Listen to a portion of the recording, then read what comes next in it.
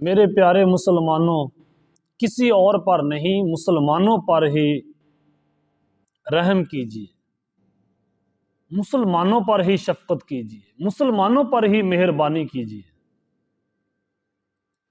ہم مسلمان کس کا نقصان کر رہے ہیں؟ مسلمانوں کا۔ نبی علیہ الصلوۃ والسلام نے ارشاد فرمایا،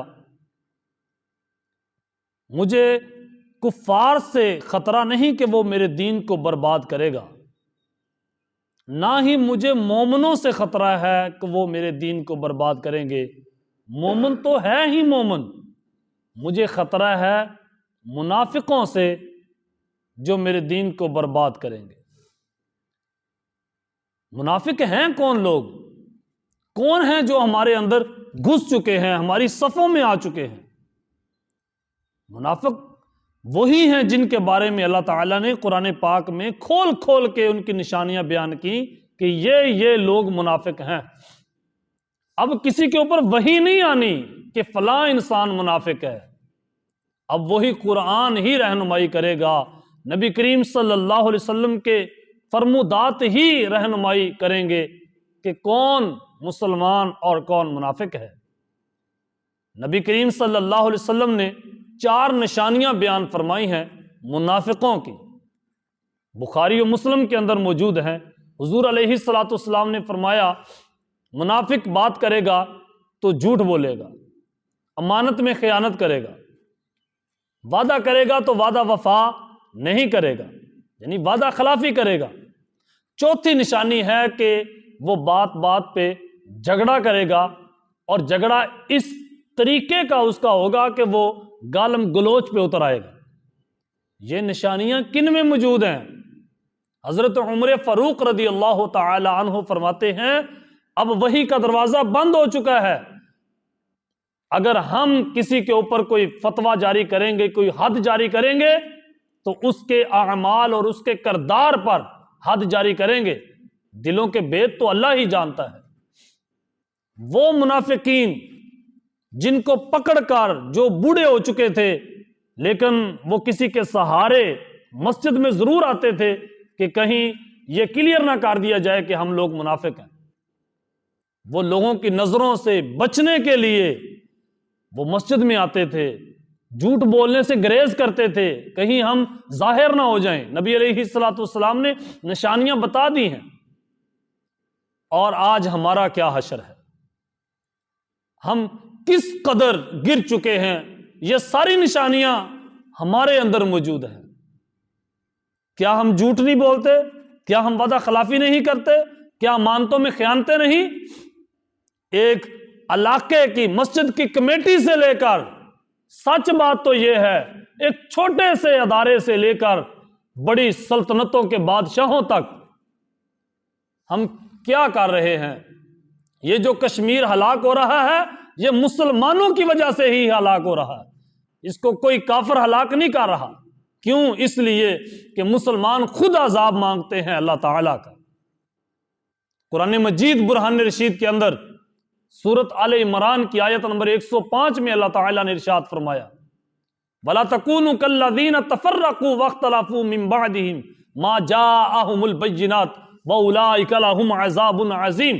اللہ تعالیٰ نے ارشاد فرمایا، دیکھنا تم کہیں ان کی طرح نہ ہو جانا جنہوں نے علیحدہ علیحدہ جماعتیں بنا لی تھیں، علیحدہ علیحدہ تفرقے کر لیے تھے، جو فرقوں میں بٹ گئے، تفرقات میں بٹ گئے، لڑائیاں اور جھگڑے فسادات جنہوں نے اختیار کیا، کھلی نشانیاں جب کہ ان کے پاس آ چکی تھیں، اولئک لہم عذاب عظیم، ان کے لیے اللہ نے دردناک عذاب تیار کر رکھا ہے، بڑا عذاب تیار کر رکھا ہے۔ اللہ تعالیٰ عذاب کیسے دیتا ہے، رحمت کیسے برساتا ہے؟ نبی کریم صلی اللہ علیہ وآلہ وسلم نے ارشاد فرمایا، جس قوم کے لوگ اپنی غرض، اپنا مقصد اس لیے ترک کر دیتے ہیں، اپنی غرض بھی چھوڑ دیتے ہیں اس لیے کہ کہیں تفرقہ نہ ہو جائے، کہیں جھگڑا نہ ہو جائے، کہیں اختلافات نہ ہو جائیں، کہیں مسلمانوں میں ٹکڑے نہ ہو جائیں، ہماری جماعت میں ٹکڑے نہ ہو جائیں، تو اللہ تعالیٰ وہاں اپنی رحمت کا نزول کرتا ہے، اپنی رحمتیں برساتا ہے، اور جہاں تفرقات آ جائیں جہاں لڑائیاں اور جھگڑے آ جائے وہاں اللہ اپنا عذاب نازل کرتا ہے۔ اب عذاب نہیں آئے گا تو اور کیا آئے گا؟ اللہ کے قانون کو کون چیلنج کر رہا ہے؟ وہی مسلمان جو چھوٹی چھوٹی باتوں پر لڑائیاں جھگڑے فساد، ہاتھ کہاں باندھنا ہے، کب چھوڑنا ہے، اپنا موقف پیش کیا، درست ہوا، اور اپنا خیال اپنی مرضی کسی پر مسلط کرنا یہ اسلام میں کہاں لکھا ہوا ہے؟ جن چیزوں پر سختی نبی کریم صلی اللہ علیہ وسلم نے خود نہیں کی، میں اور آپ کیسے سختی کر سکتے ہیں؟ کیسے مسلمانوں میں علیحدہ علیحدہ جماعتیں تیار کر سکتے ہیں؟ کیسے تفرقے ڈال سکتے ہیں؟ کیسے ہم ملک شام کو، یہ حلب کو کیسے برباد کر رہے ہیں؟ اس کا دینے دار کون ہے؟ کون جواب دے گا کل قیامت کے روز؟ وہ چھوٹی چھوٹی بچیاں جو ملک شام کی چیخ چیخ کے کہتی ہیں اللہ کوئی ہے ہمارا درد بانٹنے والا، کوئی ہے ہماری تکلیف کو سننے والا، اے اللہ اب کوئی بھیج دے حضرت عمر فاروق جیسا، وہ کہاں کب آئیں گے؟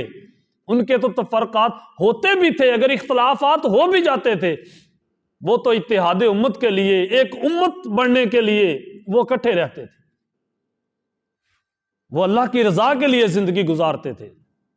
اس لیے قرآن پاک میں اللہ تعالیٰ نے اپنے عذاب کا جب ذکر فرمایا قُلْ هُوَ الْقَادِرُ عَلَىٰ أَن يَبْعَثَ عَلَيْكُمْ عَذَابًا مِّن فَوْقِكُمْ أَوْ مِّن تَحْتِ أَرْجُلِكُمْ أَوْ يَلْبِسَكُمْ شِيَّعًا وَيُذِيقَ بَعْضَكُمْ بَأْسَ بَعْضٍ انظر کیف نصرف الآیات لقوم یعقلون۔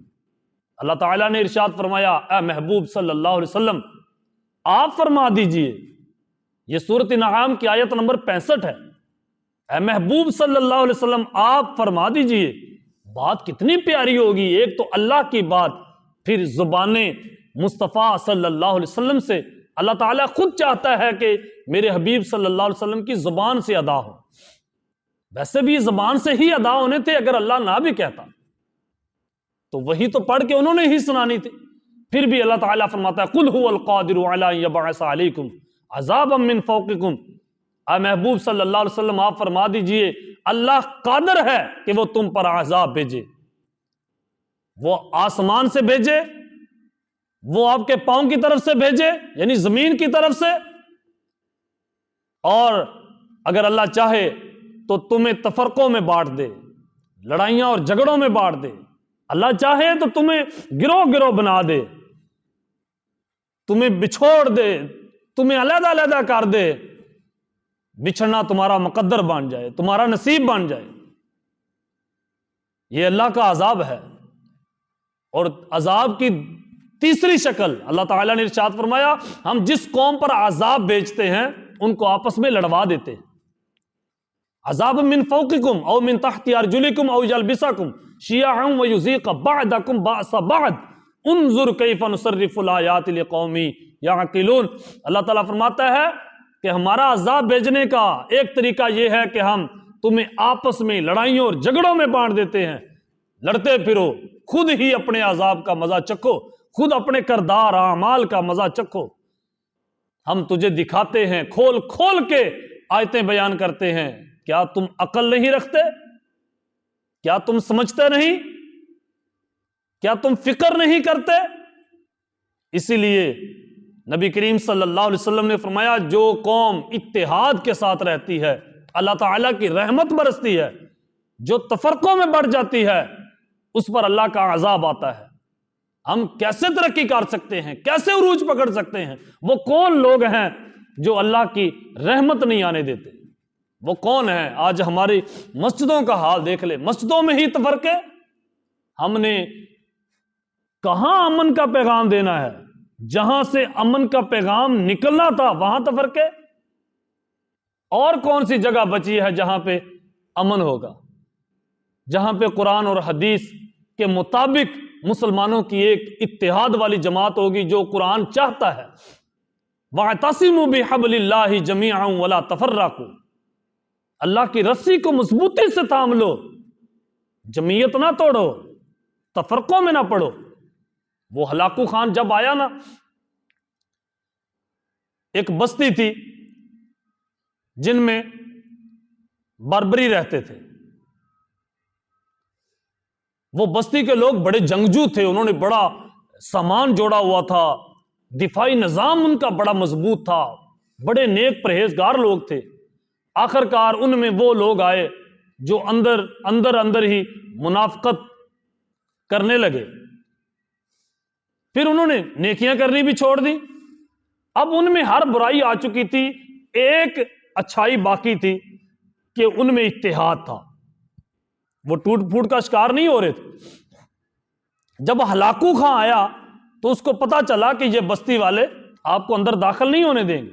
اس نے خط لکھا اس بستی والوں کو کہ اگر آپ میرا بننے چاہتے ہیں ہتھیار ڈال دیں گے تو میں آپ کی بستی میں سے ہی آپ کو ہی اس بستی کا وارث بنا دوں گا. اگر آپ نے میرا ساتھ نہ دیا تو میں تمہارے ٹکڑے ٹکڑے کر دوں گا. جب ان بستی والوں نے آپس میں مشورہ کیا تو کچھ لوگ کہنے لگے نہیں نہیں, اب ہلاکو خان آ رہا ہے, مرنے سے بہتر ہے کہ ہلاکو خان کو قبول کیا جائے. کچھ لوگوں نے کہا نہ, مر جائیں گے لیکن ہم ظالم کے ہاتھ پہ بیعت نہیں کریں گے.